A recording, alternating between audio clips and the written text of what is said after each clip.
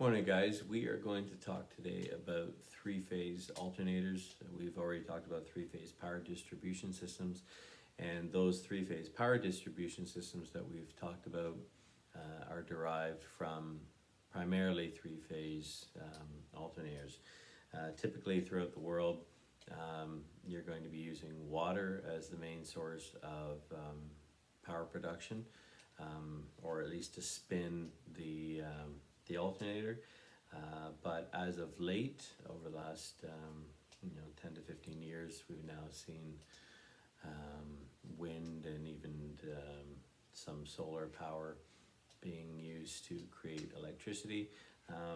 But I would like to talk primarily about using water and then those three-phase alternators to power the power grid that we now use.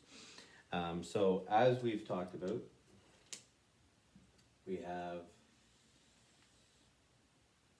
our three-phase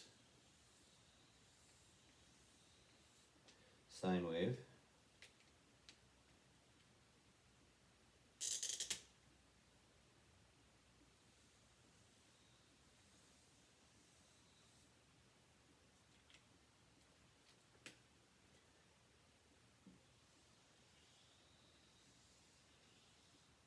And the best thing about three-phase sine wave, or at least a power supply, and why it's better than a single-phase power supply, is you'll notice, and I think I did it right throughout, is you'll notice that there's no part along that sine wave where it drops to zero. Whereas if you simply had a regular power supply, so let's say it was a single-phase generator, you would see that where every 180 seconds, and even if it was it had a line 1 and a line 2, you would see that every 180 degrees we would have our power supply drop to zero, drop to zero, drop, that's just a little off, but drop to zero. And if we don't have a voltage produced, that means there's no current flowing. So if there's no voltage and no current, then there's no power produced. So for a fraction of a second, so twice every cycle, we have zero power produced. Whereas if we come up to a three-phase power supply, we see that throughout the entire sine wave, we are always seeing power produced. As long as there's a voltage, there's current flowing, and so then there's power produced. So for an efficiency standpoint, having a three-phase load that sees constant power, whether it's a motor, or even if you're using a welder, or even if it's a lighting circuit, being able to see power at a constant rate throughout the entire sine wave is going to be more efficient than if you end up having a power supply that drops to zero twice every second. If we end up looking at our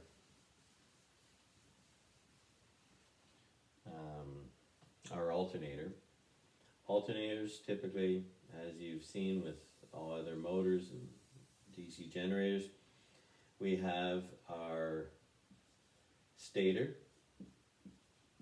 which is the exterior of the alternator, and our stator is the stationary part of the motor, and then we have our rotor that's in the center, and the rotor is what spins back and forth, so it can spin in clockwise or a counterclockwise direction. Typically smaller alternators, let's say alternators on a car. Alternators on the car will typically have a magnetic field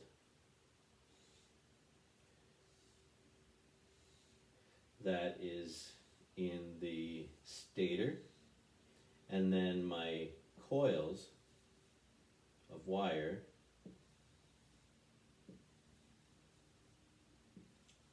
are on the rotor. So if this was the case, I would, I would have a magnetic field produced here, which would come down to a battery. So that battery turning on, so whether if it's a car battery, I turn it on, it produces a magnetic field across my stator, and then from the shaft spinning, and the shaft would be spun from the serpentine belt inside a car. It would spin, and then my shaft would come out, and all of my voltage that I want to produce to power, to recharge my battery and everything else would come out from the coils along the shaft, and then we'd end up seeing them. So this would be DC, so we'd see two of them. We'd end up seeing a couple slip rings. And if you remember those slip rings, I'll put it down just a little bit. I know those look like marshmallows on a stick, but those slip rings bring the voltage from the interior of the alternator out to the exterior, and on those slip rings there would be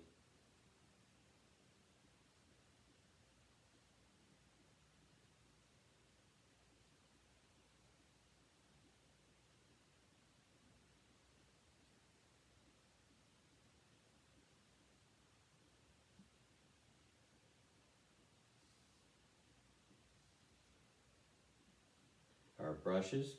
So our brushes would then ride on the slip ring and would give us a constant power source. So this would be our positive and this would be our negative, and they would come out, and we could then recharge a battery or power something else, whether it's the lights in the vehicle or whatever we want to do. So that's the one style where the rotor, which rotates, is in the center.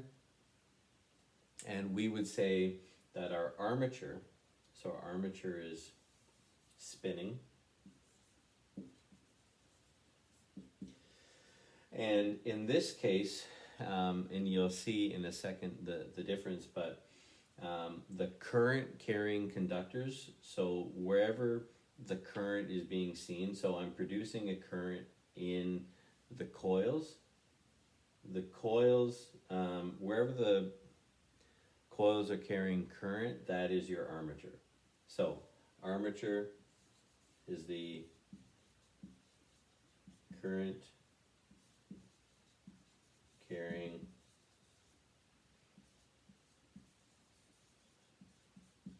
conductors. And what you'll see in a second in the larger ones is that our coils end up being on the exterior of our stator, and our rotor and our magnetic field are in the center. So we can either spin our armature in the center of a magnetic field to produce a voltage. So as we said, to produce a voltage, EG, I think you can see that EG is equal to K phi N. So phi is our magnetic field, K is our conductors, N is our speed, and that generates the voltage. So here we have in the center, we have our conductors, we have our magnetic field that's being produced across, right? And then we have N, which is our RPMs, which is the spinning of the shaft. So that's the one way of doing it, is to have a spinning armature in a magnetic field. And the other way of doing it, and I'll tell you the reasons in a second, but the other way of doing it is to have the armature on the exterior of the stator and then have a spinning magnetic field in the center. And that's what we end up having in our lab class. So I'll erase this.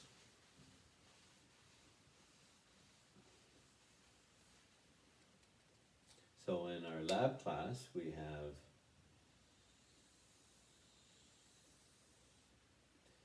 our stator, and the stator never changes because it's what's stationary.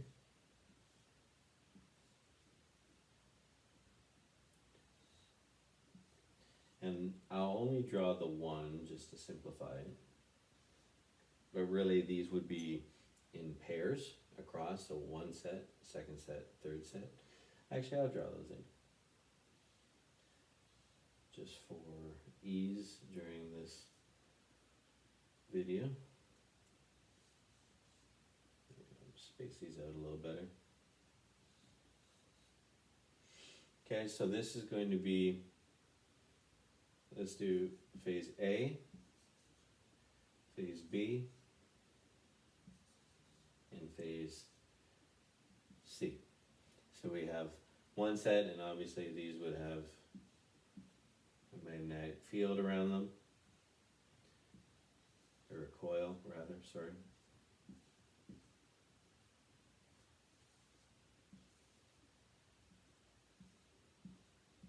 And then all of these would then be connected on the exterior, and we'd have our Y configuration out from there.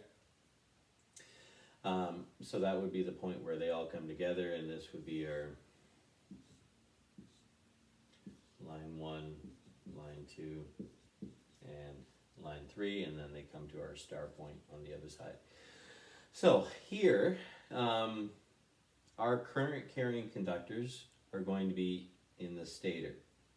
So our armature now isn't on the shaft, it's going to be in the stator. So stator holds armature. In this case we have rotating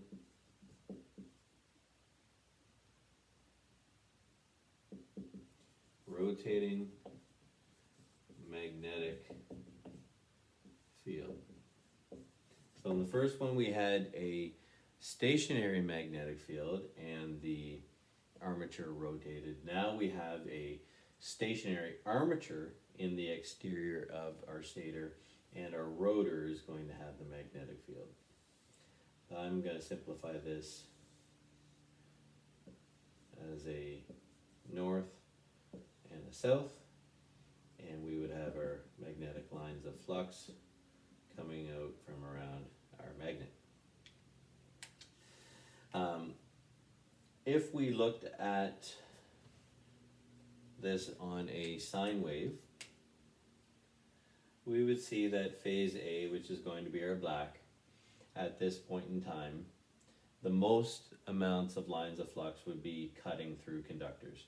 So at that point, that is when we would end up, so our north is up top, so we would see our point up there.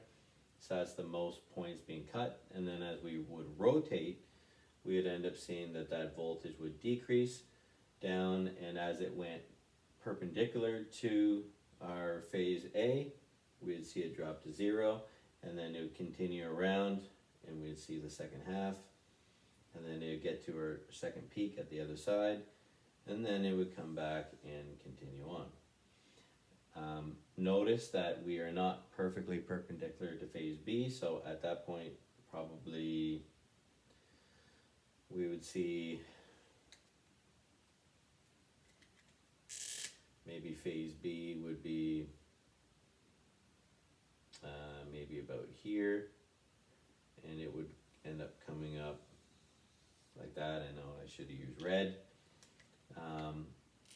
And then we're now dropping off of phase 3, but we'd end up probably having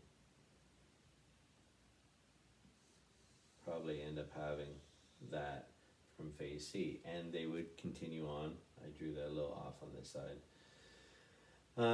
But you can see how we would end up having our three-phase sine wave being created from that. And as it continues to spin, we're going to continue to get our current being produced. So our magnetic field is in the center, it's spinning, and that spinning magnetic field now induces current into our armature, which then sends that out through to our load. And notice in this case, because we don't we're already in the stator where the current's being produced. We don't have to use slip rings. And the biggest problem with slip rings, and as I'm sure you talked about in intermediate with Rob, is that you've got the brushes riding on them. And as the brushes are riding on those slip rings, you're going to get arcing, you're going to get pitting on those brushes. And excuse me, you'll find over time they'll wear out and lose contact, so they're not quite as efficient. So you'll find in larger alternators, they will end up using this style where the magnetic field rotates and the armature is stationary, to avoid some of that wear and tear that you'd find doing things with the slip rings. Okay, so I'm going to erase this now.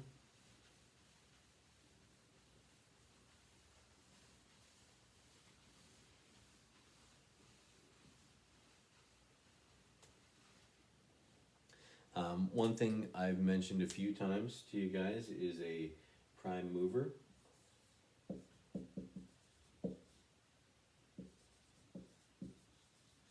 And a prime mover is anything that spins shaft of alternator.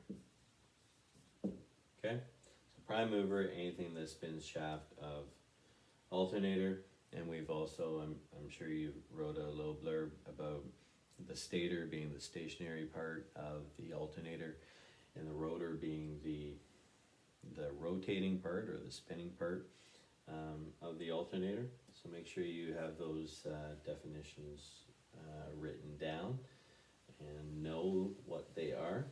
So the prime mover spins the shaft. That prime mover can be, like we have in B1010, it can be a pony motor, which is small DC motor. Okay, it could be an AC motor if you really want to, but typically a little DC motor would spin the shaft. I could have water going through and spinning a turbine, and then that turbine connects to the shaft of the alternator. I could have a windmill as something else, so we could have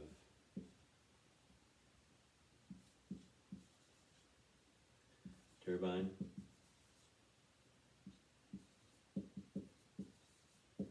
and windmill as all options to spin the shaft. Or if you really wanted to, you could have a hamster on a wheel and shaft going into the armature. Obviously it wouldn't produce a whole lot of voltage at that point, obviously, because as what we've talked about, as the speed goes up, the overall voltage output is going to increase because of the K phi n.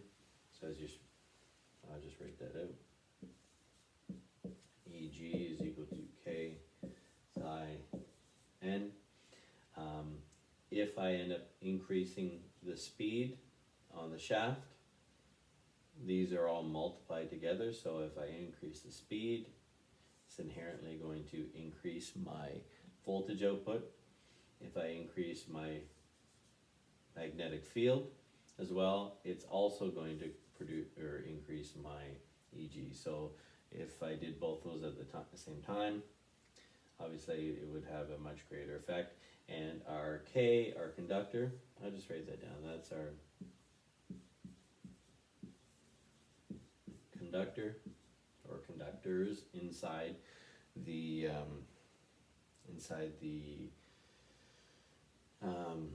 armature. So we can't obviously change those unless we open up the entire machine. Phi is our magnetic field,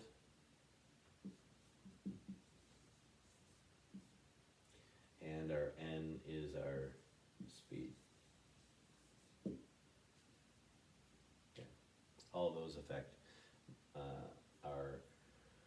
voltage output.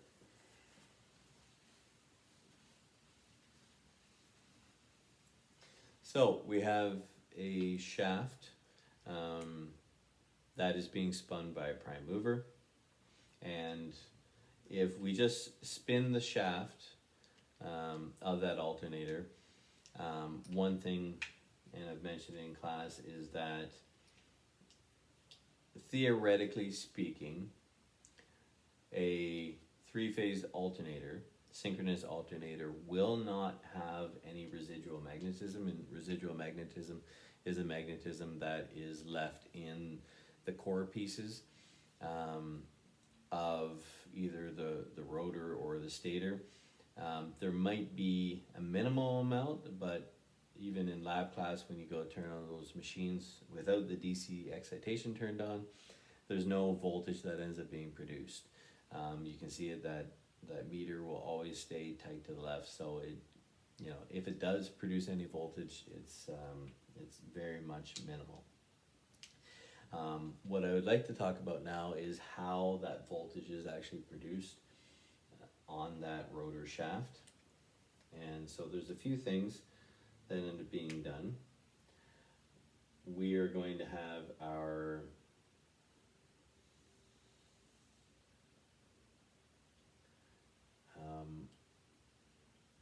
shaft. So this is the shaft going into the alternator. So that's our shaft going in, and we're going to have, I'll make this simple and do phase 1, phase 2, or A, B, C on the shaft here. Actually, it doesn't have to be phases. Sorry I said that. Let's just do them as, these are our poles, okay? These are the poles coming out. And another definition to remember is salient poles. And they are poles that protrude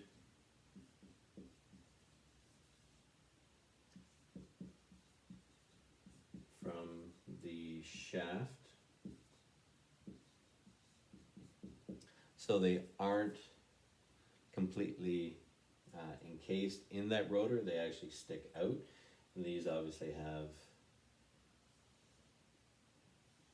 coils on them.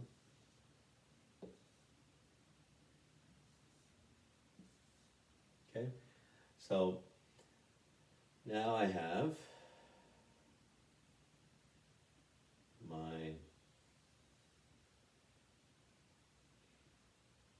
what do I want to do with that?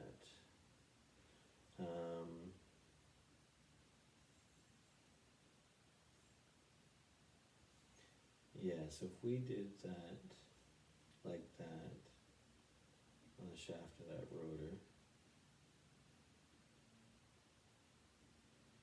yeah, okay, no, that's better. Okay, so that's like that. They all come out. Now we have our, sorry, I had another brain fart there, sorry. We are going to have our magnetic field, and hopefully everyone's written that down.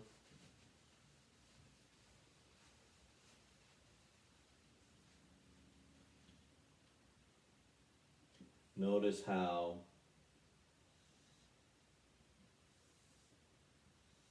this looks like a small alternator, which it basically is, and we have our battery.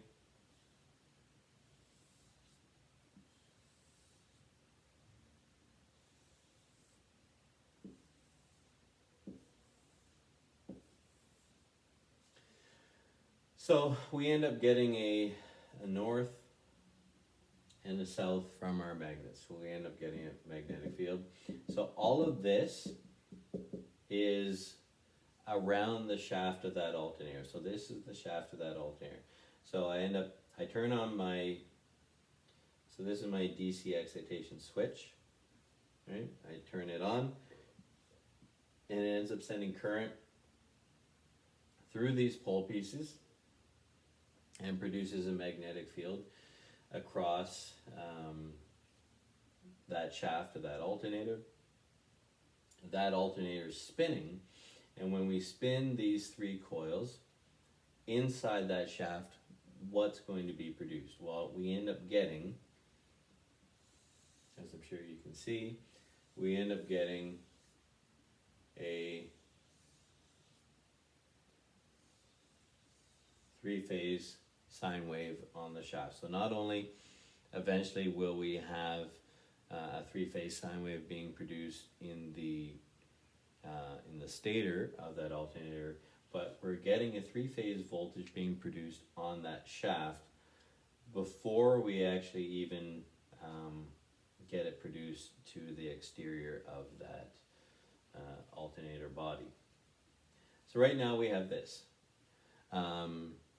But in order to produce a strong magnet inside that magnetic field, we don't want a pulsating voltage, because if you have a pulsating voltage, we're going to have a magnetic field that's expanding, collapsing, expanding, collapsing. So we want to get rid of that. And what's the one way we've talked, or you guys have talked about through basic, intermediate, and advanced electronics to change AC to DC? Well, in order to do that, you need to rectify that. And I believe Paul is your electronics teacher right now. So in order to do that, we have, this is going to simulate our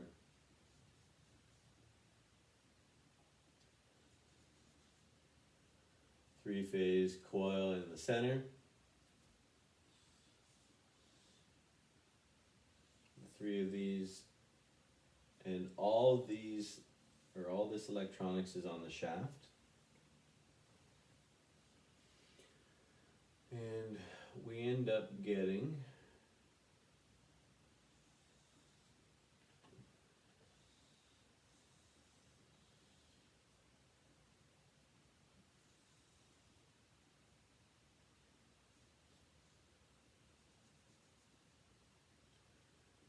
rather than just single phase rectification, we end up using a 3-phase rectifier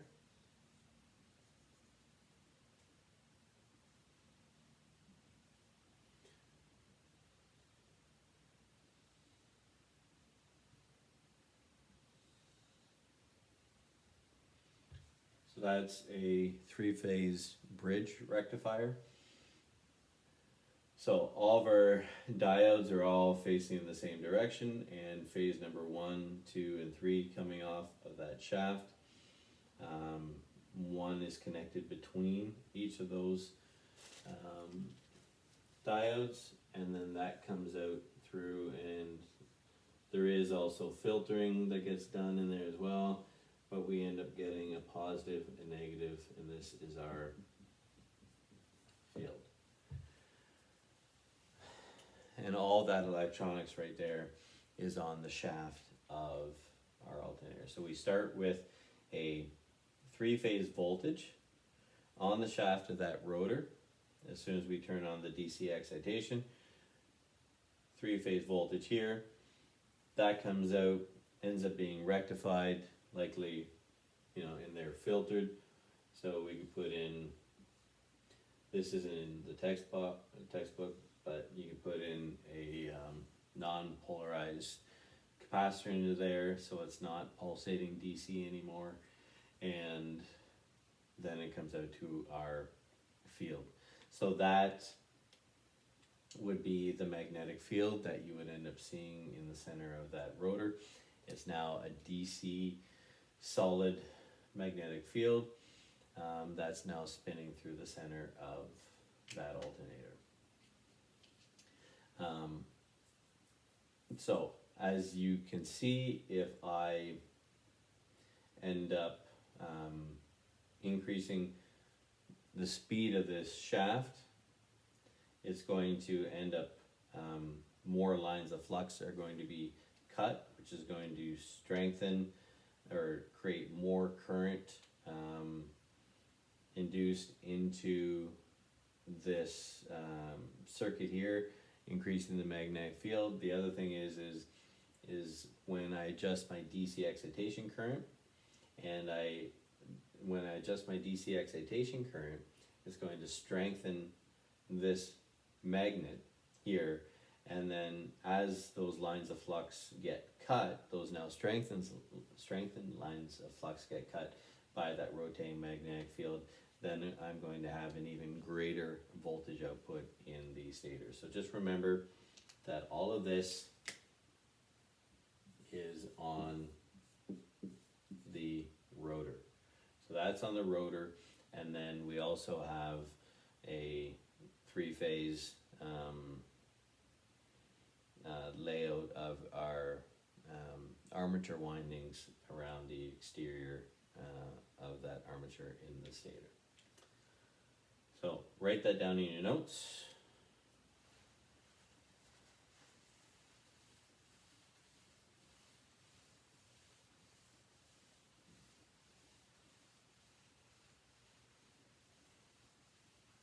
So that's essentially everything for producing voltage in a three-phase alternator.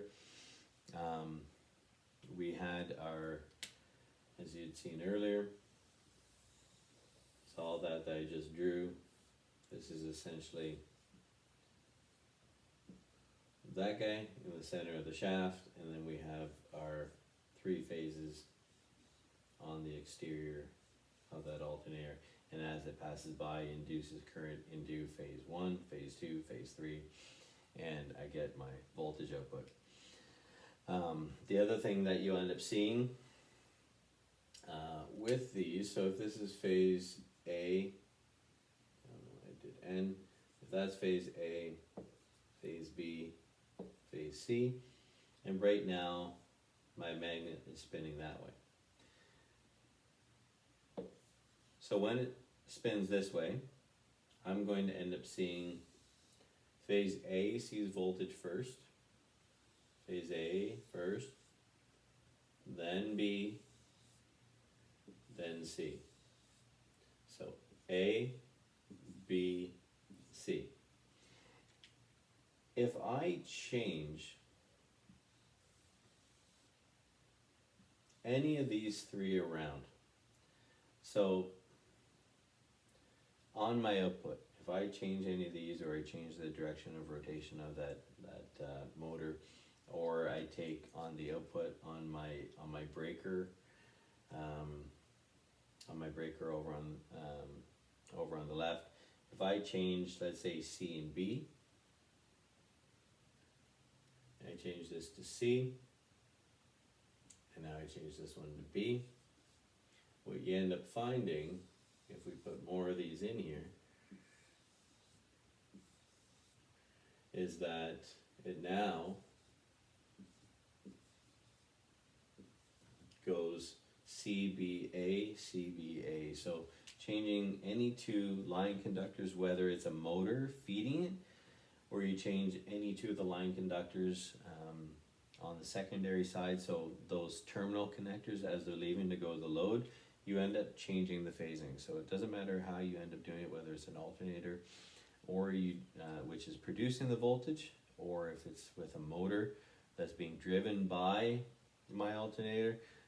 Either way I do it, I can change the direction of my phasing just by changing any two phases. So it can be A and B, B and C, or C and A, switch any of those, and the phasing goes backwards, or the rotation of whatever I'm looking at is going to go backwards.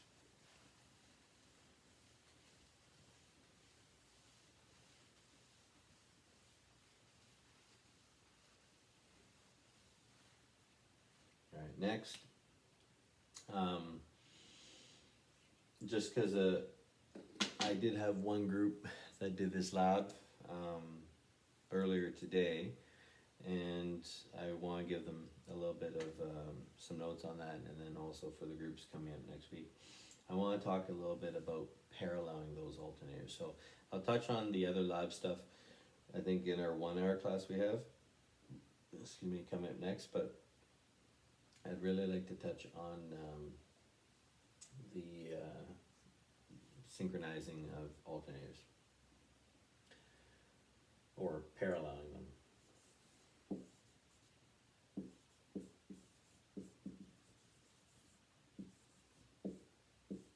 So paralleling alternators. There were 4 steps that we talked about, and all this is on chapter, I believe it's 31. It goes through this, so yeah, chapter 31 in your Dalmars. You can pick up all this, and that's page, I think, 265, and that's in this one here. If you look in any of the other Dalmars, the black one, I believe it's maybe 30 or 32, somewhere in there. But paralleling 3-phase alternators, there's 4 things you need to, or criteria you need to have in order to parallel them together. So 1, 2, 3, 4. And paralleling alternators is typically used when you want to bring another alternator in at a power generation station, and you want to do maintenance on the other one, or maybe potentially you have one alternator and it's not enough to drive a load. Let's say maybe you have an 800 amp service that supplies a building, and you only have a 400 amp alternator. You could twin a couple alternators together. That's another way for them to end up splitting that load. So paralleling alternators, you need to have same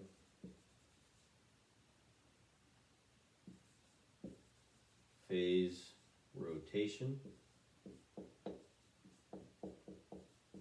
So same phase rotation means that, you know, they go phase A, B, C in the one machine, and phase A, B, C in the other machine. So they have the same phase rotation. Machines don't necessarily have to be going the same direction. As I'd shown you before, you can just change line 1, line 2, and they'll end up going the other way. So I need same phase rotation, so they both hit A, B, C. And when you watch in the lab, you're going to see that if the phase rotation is not the same, there's a set of lights, which I'll talk about in a second, but they blink alternately from each other, not at the same time. So if the phase rotation is the same, you'll see that with the 3-light method that they all come on all at the same time, and then all 3 go off at the same time. And when they, as I said, when they're not in the same phase rotation, they'll blink alternately to each other. The next is that we have in phase, so the same in phase opposition, and that simply means that when phase A is getting to the peak of its sine wave, phase A on the other machine is getting to the peak. So you want A and A to reach the peaks at the same time, B and B, C and C. If you don't, you're going to have a huge potential difference between the 2 phases, and the greater the potential difference is, when you go to finally sync them together, the harder it's going to be on the machines. You want no potential whatsoever. Third step we want same frequency.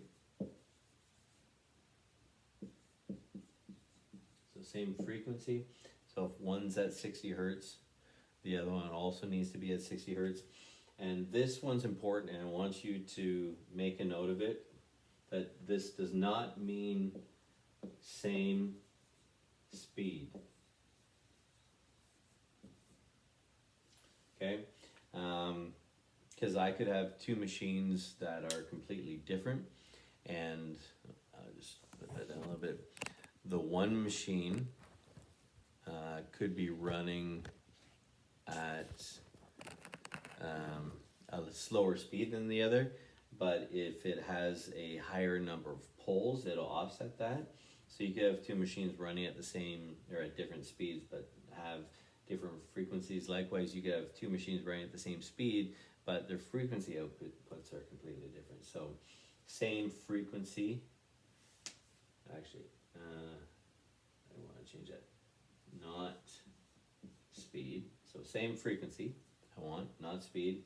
And then the fourth thing I need is the same voltage. So I don't want one to be at, I don't want one to be at 120 volts and the other one at 208 volts. I want them both to be the same. So we have same phase rotation, in phase opposition, they both meet their peaks at the same time. Same frequency, so they're both at, let's say, 60 hertz or 120 hertz. And then we also have the same voltage. So those four things are going to be important for a test, so make sure you star that in your notes. Okay.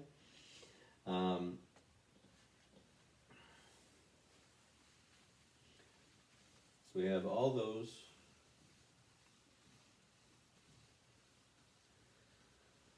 And I just wanted to make this similar to what they have in the book. Yeah, okay. So in Dalmar's has it, the picture, I'll make it the same way Dalmar's has it, where I have two alternators. So I have alternator 1 and I have alternator 2, and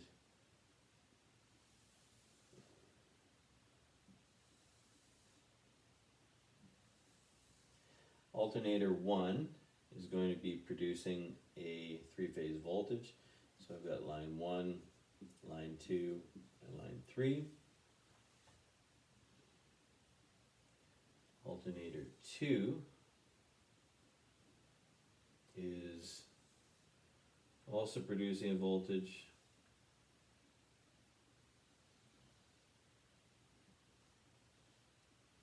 Let's make this a little bigger. Let's set these this way.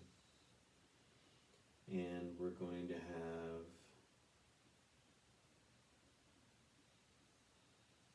our little pilot light.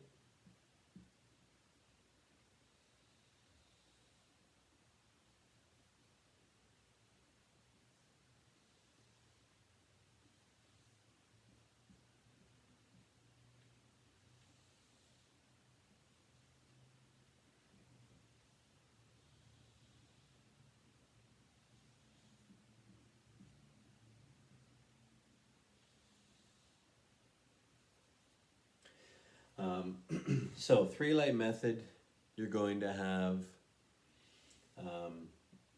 you're going to see those three lights and you're going to wire them into there. That's the synchronizing lights for the three light method. And then you're also going to have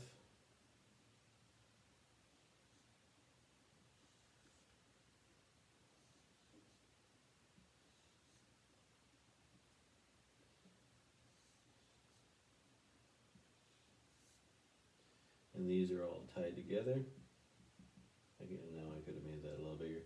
But this is your synchronizing switch. So I have 3 switches here. So this is a 3-pole breaker, and they're all tied together. So when the switch is open, alternator 1, and so the way the lab starts out, alternator 1 is turned on, and it ends up going feeding a load. And then alternator 2 is turned on, and I end up getting these 3 lights to turn on. So if the 3 lights that I have, as I said, if they are all blinking alternately, so lights blink alternately. So lights blink alternately means not the same phase rotation, and you'll see them, this one will flash and that one will flash and that one will flash, and they'll do it quite rapidly. So in order to change that, I turn power off from leaving my alternator, and I change line 1 and line 2, line 2 and line 3, or line 3 and line 1, and then it changes my phase rotation output from my alternator, right? And then so then they will be all synced together. So now they'll all be blinking at the same time. And between these two machines, if my frequency is not the same, and that's determined by the number of poles in the machine, which we'll talk about, and also the speed, it's going to make the light still blink extremely fast. So what I want to do is I want to increase the speed of the second machine, and yes, I know speed isn't a determining factor, but as we raise that speed up, even if they weren't the same machine, it's going to increase my frequency output. The formula for frequency output is Pn divided by 120.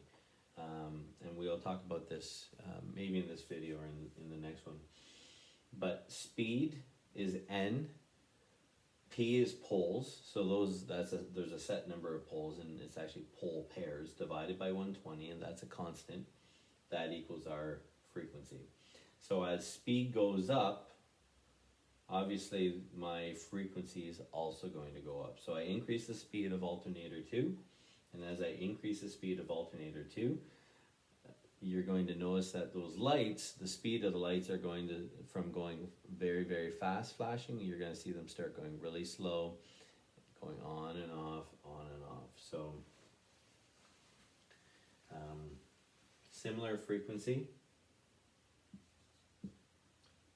Actually, it's the same frequency.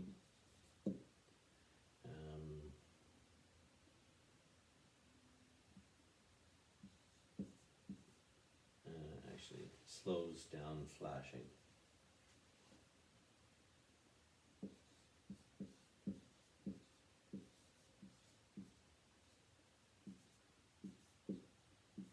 You'll also find with voltage, if your voltages are way off too, they will also give you, the lights will also blink a little more rapidly. But then you also find that the lights, the brightness of the lights will actually change based on the voltage. So if the voltages aren't the same, then you're not going to have the same potential difference than if you have the same voltage output for both. So I just rate also for voltage.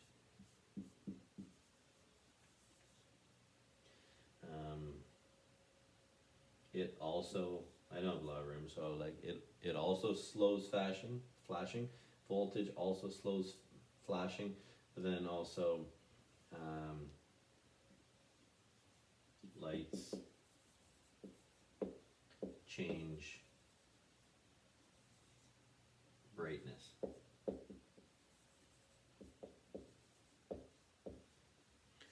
Alright, so let's pan down that. So lights change brightness. I know it's hard to see. So voltage slows down flashing as well, not to the same amount, and then lights change brightness. So I've got the phase rotation talked about. I've got the frequency and the voltage. And the last one I want to talk about is the in-phase opposition. And so for in-phase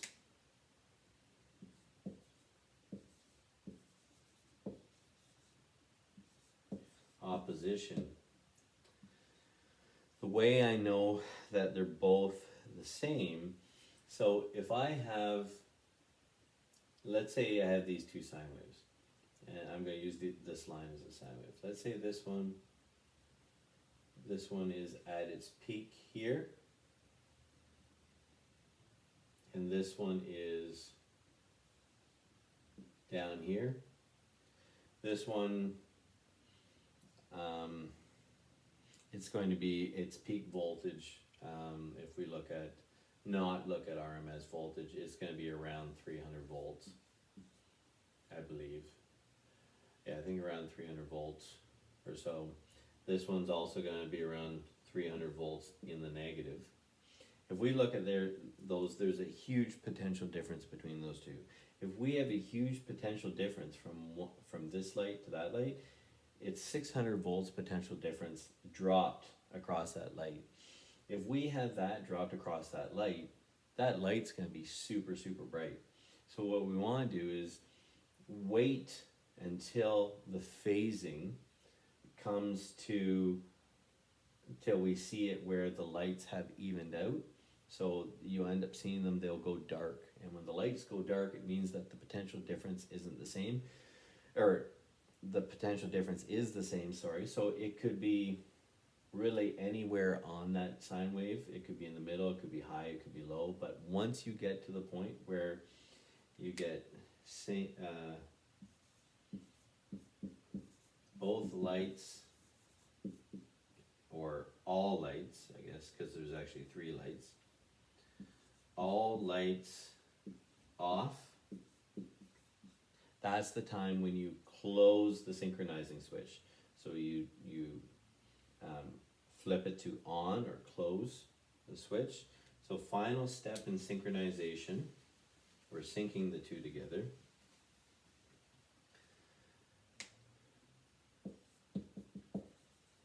Final step is to close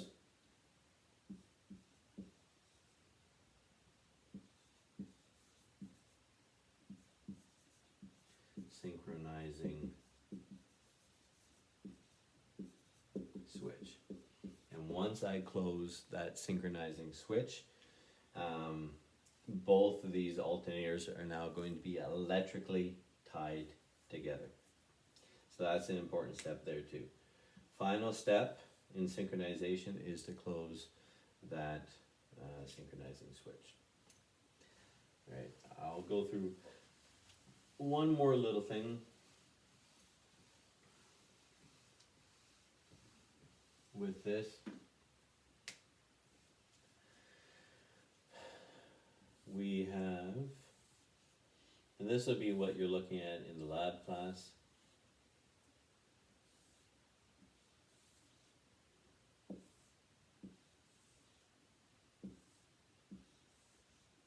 I've got, so this is a DC motor here. We've got alternator 1, alternator 2, DC motor or prime mover here. So we've got 2 DC motors and they're coupled together to the alternators. And then we have wires coming up to our load bank and they're all connected together. So the 2 DC motors are running those alternators, making them produce a voltage. We've synced them all together. They're both about to share the load, but what we end up finding is that when you have 2 alternators that are synchronized together, if this one, alternator 1 or A, was initially driving the load of our our low bank, or it could be another motor, or whether it was lights. If this one is carrying the load, let's say it was 10 amps, and I turn this second alternator on. If it were transformers, this transformer would naturally take half of the ampacity as long as their outputs were the same. But you'll find with alternators that the two machines will just run as if things were still the same. So alternator 1 is still going to be the one that's supplying all of that load with current, and alternator 2, if you look at the ammeters on it, it's going to read 0. It won't actually take the load.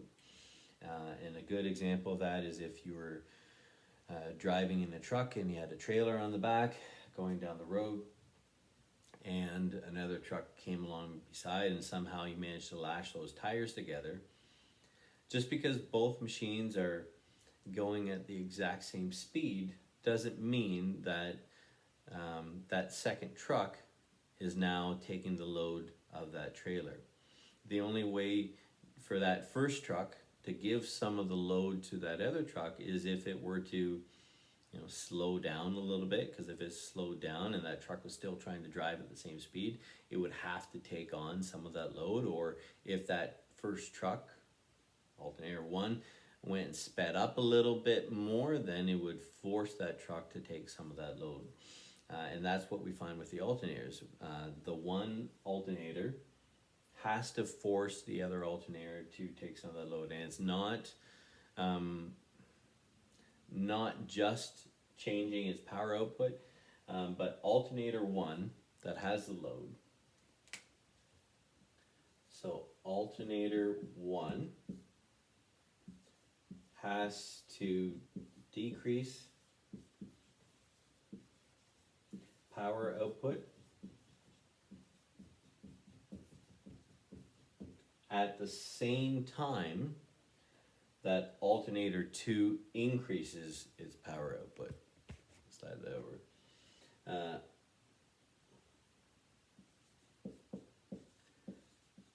At the same time, alternator 2 has to increase power output.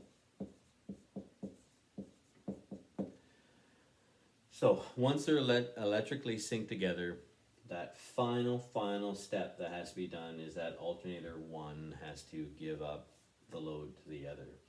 And so alternator 1, via the prime mover, if I decrease the power output or the speed of this motor, so if I decrease the speed of this motor, it's not going to be going as fast, which means it's not going to be spinning this alternator as much. So I'm going to end up lowering its power output, and then I speed up this motor to increase its power output. So this alternator will then have an increased power output.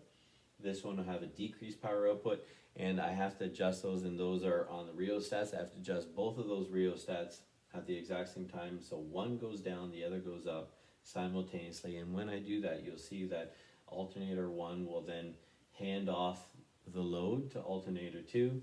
And then once that's done, then alternator 1, once it no longer has a load, can be turned off, and then that alternator will continue to run that load. So you could do maintenance on it, or whatever you want to do, or whatever your plan was for dropping it off or swapping it out. So that is how you parallel alternators and how you shift the load from one side to the other. The next class I'll be going through a bunch of math stuff. I didn't want to get into this class. We had a bunch of theory I had to get out. So that is that, and hopefully it didn't hurt your head too much. And I hope you guys have a good weekend. Okay, bye.